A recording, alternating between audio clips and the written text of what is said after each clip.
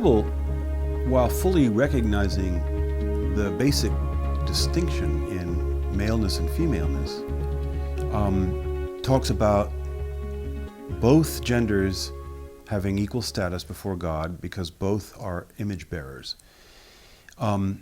So there's the same as race issues, a little different, but the same idea. The essential message of the gospel is to abolish differences that put barriers between people and the covenant Lord.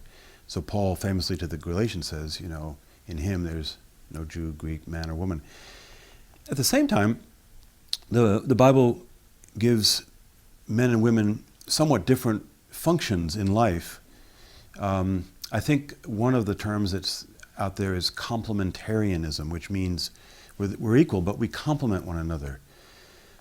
You have to be careful with this because it's easy to read into Paul a kind of concept of male leadership that makes him harder than he is.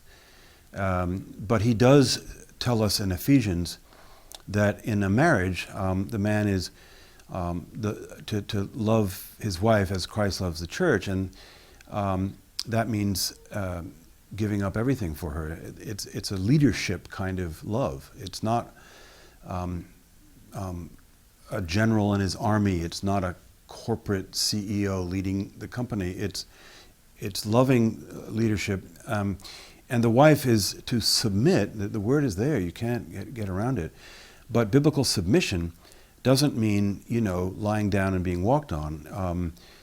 And the best marriages, as Paul says in many places, and the apostles as well, are marriages where the whole is greater than the sum of the parts.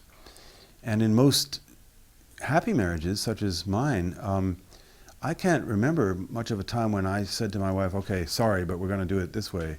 Maybe there were, but I'm very reluctant to exercise that sort of leadership. First, because she's wiser than I am, and second, because I don't think that's what is meant.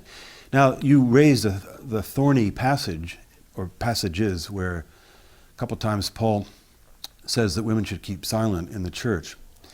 These, you may know, are hugely debated texts. My understanding is that the silence he enjoins there is not lips sealed, don't say anything. In fact, just a couple of chapters before 1 Corinthians 14, he said women, when they prophesy, should wear a veil, if that's what it means. And in 1 Timothy, it seems likely to me that the women of some churches were using their newfound freedom in ways that cut against some of the acceptable social mores and were shocking. And he's saying, in this case, just ask your husband at home.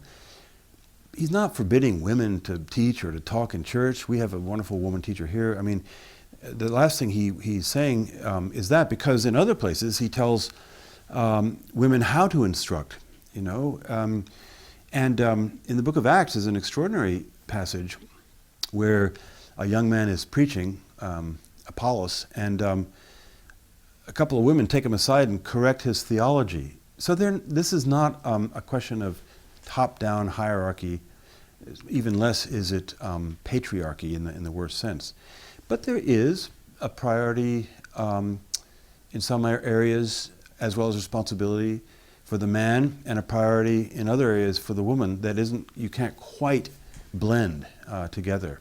So the Bible is absolutely not misogynistic. I can't think of anyone who supported and defended women more than the Lord Jesus himself.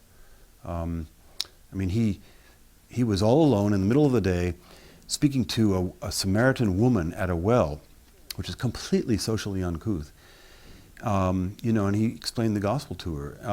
And this woman who came to a dinner party and started lavishing costly oil on him, and the dinner host was saying, you don't do this, get away from here, it's inappropriate. He said, this woman has done a beautiful thing. She has made a memorial for me And in other words, she understood the gospel and the death of Christ the way that those other people didn't. And he says, therefore, wherever this gospel is preached, she will be memorialized. And every time somebody preaches on that passage, her name is exalted. So the Bible is the greatest friend that women ever had.